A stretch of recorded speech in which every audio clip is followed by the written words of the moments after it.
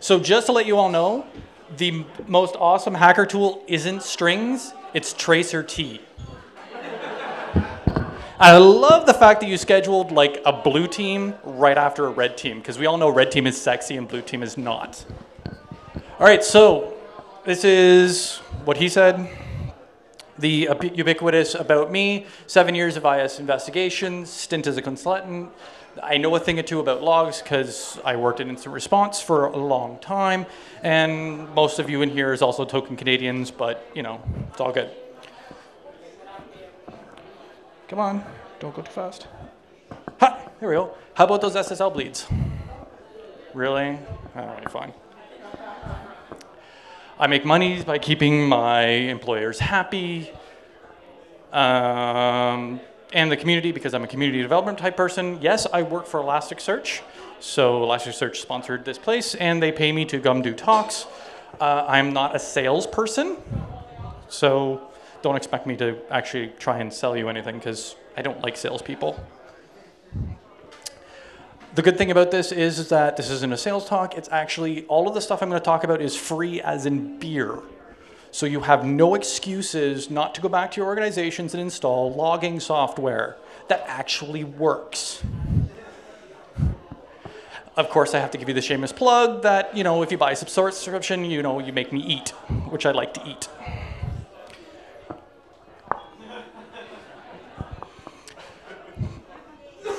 Really? Logs, they're just events. Events are just documents. Elasticsearch stores documents. We'll get into that. It's all good. The ELK stack.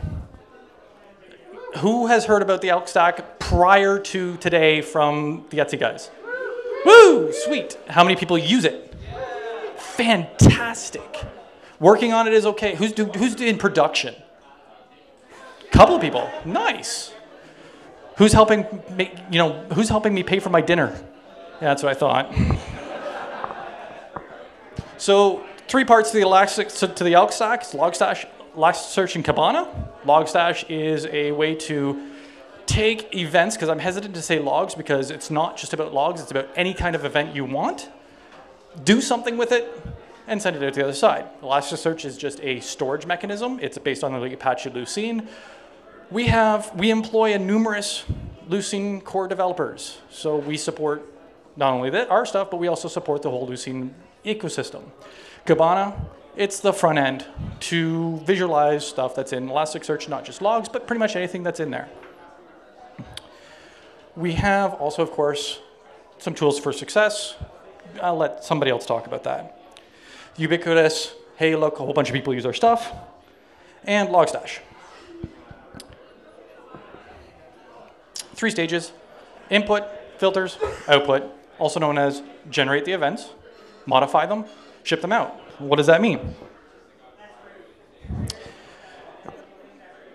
Typically, when you're doing the Logstash, you are going to have 3 parts to it. It can be in one device, or you can break this out into multiple devices. It's totally dependent on your setup. One of the best things that drew me to the Elasticsearch and Logstash ELK kind of build when I was in your shoes as being the guy who had to deal with the incidents was that you could pretty much build it any which way you want. If you want to have just something that listens to things and then pipes it into some sort of message queue, you can do that. If you want to run it as a single device because you're a small shop and you only really don't need a message queue, you can do that too. Everything's very, very configurable, very, very open. And of course, it's all Ruby. So you can even extend it if you really want to. We talk about inputs. Some really cool stuff. Twitter. If you're worried about brand type stuff, or you want to see if somebody's talking about your business or something like that, you can monitor Twitter. You can monitor IRC. You can monitor SNMP traps. Those are pretty easy. Something that, how many people have message or packet flows in your network? One person. Really? Packet flows are a wealth of information. Logstash can take packet flows natively. So you don't need any extra tools or anything like that. You just point the flows right at Logstash, and it just ends up in the rest of the system. IMAP is also really cool. So if you have If you have a mailing list or something like that, and you want to ingest all that information, you can parse it, you can add extra data, you can add metadata to it, so on and so forth. We talk about codecs. Codecs is just a way to manipulate data. So for example, let's say you have a TCP stream coming in and it's JSON based instead of just single lines. You can take that JSON and just pipe it through the rest of the infrastructure. You don't really need to do anything special with it. It just works. Like I said, net flows, message pack, how fun, you name it. I was talking to some other people that are going to start working on doing encryption so that you can encrypt on the far end, have a codec for decrypt it, and it stays encrypted through the whole process. Filters is where the power comes from. When you have an event of some sort, you usually have some sort of data that you want to extend, some kind of metadata. Typical one being IP address. What can you get with an IP address? Well, you can do a reverse DNS. You can do a whois lookup. You can do GeoIP. You can do what else? You can look up reputationals, CIF data, you name it. You can add these metadata pieces of information as the event is going through. How many people do incident response? A couple of people. How many people do incident response and realize that something happened 3 months ago? How many people went ahead and tried to figure out where the IP address was resolving from 3 months ago? Wouldn't it be really cool to have that as metadata to the event as it goes through the pipeline? That way you don't have to go back, you can see it right there. Fantastic. GROKing we're going to get to. Anonymize is really cool if you're sharing that data with a third party, or if you're going to be doing other kind of things where you're going to be displaying it to certain people that may not need to see certain functions. Outputs, the common one being Elasticsearch. It's not necessarily where everybody wants to send things. You could do things like CSVs, you could do page, who knows what PagerDuty is? One, do you use PagerDuty? Oh, yeah. Fantastic. So PagerDuty is a way to send alerts to, yeah, everyone's going, oh no. I've been there. There's nothing like waking up at 3 in the morning to back-to-back pages. And I carried a pager. PagerDuty lets you just, get those escalations. It's kind of magical. It's kind of nice. Also things like HipChat or, or IRC or anything like that. So if you have these kind of things and you have like a team IRC or HipChat kind of infrastructure where you want to be able to get your team acknowledging alerts right away, just dump it straight into your team IRC channel or your team HipChat channel and away you go, right? Of course you can email, file it, so on and so forth. Windows is a special beast. Although this isn't technically part of the ELK stack, I'm actually a really, really big fan of the nxlog function. nxlog is an open source project with commercial ties, so on and so forth. What's really nice about it is that it will run as a very, very thin layer on top of your, on your Windows hosts. It uses pub/sub to the window event log instead of having to sit here and query the logs every time. So instead of 5,000 messages go through and it's gone, well, instead of having that, it just sits there as pub/sub and stays in memory. The other nice thing is that you can actually keep all the structured data. How many people know that the latest Microsoft Windows versions, actually all the event logs are structured data? They're all stored in XML. So instead of sending all this stuff with into a Syslog, I use Syslog because nobody actually ever uses Syslog RFC, but wouldn't it be really cool instead of having this one line trying to guess what it was and just keep all of the metadata? Log all the things, data all the things, right? GROK. What's the first one? IP address. Yeah, super easy. What's the second one? Nope. Nope. Harder than that. Nope. It's kind of hard to figure out what it is, isn't it? Closer. No, not Windows.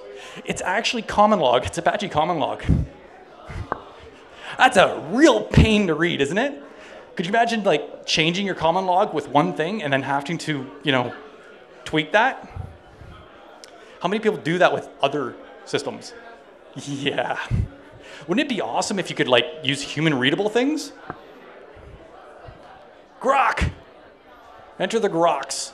GROK is just regex, but instead of having regex, you're actually tagging it with human readable formats. So IP or host, and we're going to name it client IP. Now, if you want to change something in your common log, you make that change in your Apache hosts, make a new pattern, and away you go. And it's not hard to figure out, right? Heck of a lot easier. Try doing all those regexes for every single device on your network versus doing GROK. Because if it's an IP or host, you don't have to redefine what that is every time. Define it once, reuse it. It's kind of beautiful, isn't it? Checkpoint. Kibana. So I don't really go into Elasticsearch because it's just really a storage mechanism, and from a logging perspective or something like that, it's not a whole huge deal. Although, one thing I will say is that with Elasticsearch, a lot of databases, so on and so forth, you have to extend it vertically, so you have to add more RAM. You have to add more disk. You have to add more CPUs. The nice thing about Elasticsearch is that you don't have to only scale vertically, you can scale horizontally. Previous gig, I had from bare metal to joining the Elasticsearch cluster in 15 minutes.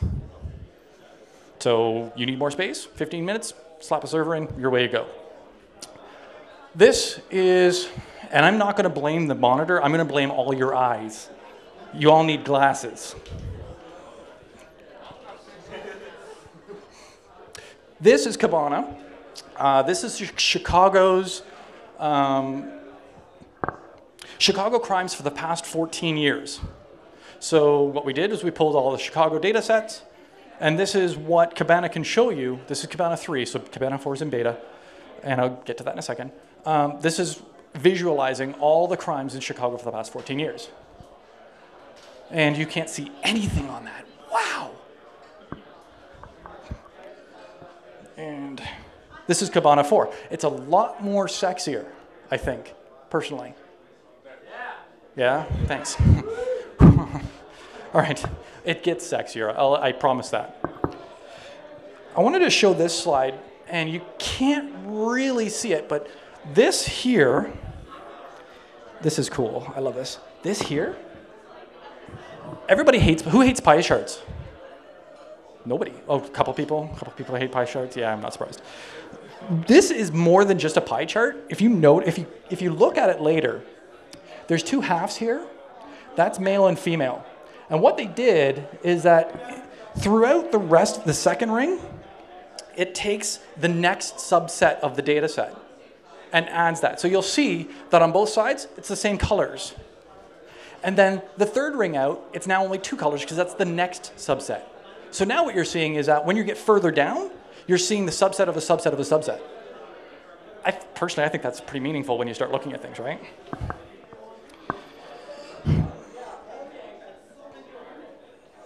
Of course, you can do the mapping. If anybody's seen the old map, we'll show you the old map because I've got a demo. This is a lot better than the previous demo, or the previous mapping, but it gets even sexier. How about heat maps? That's pretty nice. So there's still some things to do that I want to personally do. And I'm looking forward to seeing it in projects either from the community or from the organization. Who knows of the SIF framework? Intelligence framework, so you get all this reputational data from lots of different places, dump it into a database. By the way, SIF version 2 is based off of Elasticsearch. So again, this goes back to adding the metadata. So now you can go ahead and query all of this beautiful reputational metadata right from all open source intelligence feeds. LDAP, I'm pretty sure most of you probably run in a Windows world. Wouldn't it be nice to be able to get the LDAP information about a user as the event goes through? And reporting an event correlation. Those are kind of important for us as well. Let's do a quick demo time. Here's my mouse. All right. Can we see that? Not really, huh? Okay, so last night before I went to bed, wow, that is terrible to look at. All right, so it's okay. We'll try and make do. So last night I went out to one of my servers on the internet and pulled the secure log and the message log, and wrote a really quick about a couple lines just to kind of give you an idea of how this can work. I didn't want to spend a whole lot of time on it because I didn't want to, get too excited and go, hey, look at this, look at this, look at this. So I really only kind of keyed in on SSH, right? You have an internet on the server, you have a server on the internet. If you work from home, you probably don't have a static IP address, so you probably got, SSH open to the world, right? So what I'm trying to do here is visualize over the last, whatever the log was, in this particular case, close to about 7 days worth of logs, and then we're going to dive in to see what happened with the failed logins. So this particular place, what you can see, as you would expect, you can zoom in, kind of get the idea of what it is, and then down below, if you could see it, again, I blame all your eyes, you've got particular details about the event that happened. If we go ahead and kick up over here, I've got the next. In down, there's all the failed logins, and you can see how fast it was. That's 7 days worth of data on my laptop in a virtual machine. So it's designed to be fast. So Elasticsearch is a search engine. If you're doing major search things with thousands and thousands of documents, that's what it's geared for. Therefore, it's got to be fast. So if you take that same, extrapolate that into logs, it becomes super fast for logs as well. If we go in, we can dive into this. And we can see, for example, that I've gone ahead and parsed out the failed passwords for X. Again, this is all using GROK. And that one. And you can kind of get a feel for what it is. Now, so think about adding all the metadata to that particular event. So you've got an IP address, you're doing CIF, you're doing whois, you're doing all this kind of stuff, all in one single view that you can query at any given time. Then let's take out the IP address. Let's say we want to see everything for the IP addresses. Now, some of you might have recognized this, but there's, and you can't, well, you can kind of see it, just as you would expect. I can talk louder than that. Is that better? All right, sorry. So just by clicking on the field names on the side, it pulls out that drop down of the last X number, in this particular case, 10 of that particular field, and then categorize it by the number of events for that particular thing, just like other kind of solutions that do this, right? And then, of course, I can go ahead and click on it and really dive into that to see what happened. Now, this particular server, it will block you after 5 attempts, failed attempts. So I'm ever really going to see a handful of attempts from a particular IP address, and they'll have to, move on. We go ahead and, of course, add the GOIP functions to it. So over here, you can't see it, but here is a particular timestamp. We have the user that was attempted to be logged in as. We have the source IP address. And then we can go ahead and add additional information such as the city name and country name. And as you would expect, there's a lot of ABD. A cute little map, as you would hope to see, so you can see what's going on. And you can see that there's a couple of things over here in North and Central America. We've got some things in Europe, Asia, and then just a couple in the APAC area. You can't really see that. Color represents more. We'll just leave it at that. That way you can kind of guess. And of course, if we go ahead and click in, we can zoom into those particular things, just as you would expect with any GeoIP. And I don't know if I have good internet to pull down the tile maps. So that pretty much wraps up the demo. I'm going to say that we have a user conference coming up. And because everybody else did it, I had to add this slide. And if you want to find me, that's how to find me. Anything I can answer.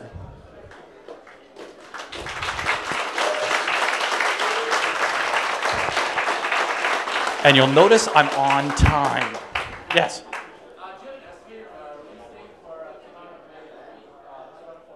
So the question was, is there a release date for Kibana 4? Beta 3? You're going to hate me. Soon? Yeah, it's. I don't have an exact date, but I know that they're putting the polish on it right now. Any other questions? Fantastic. Thanks for coming out.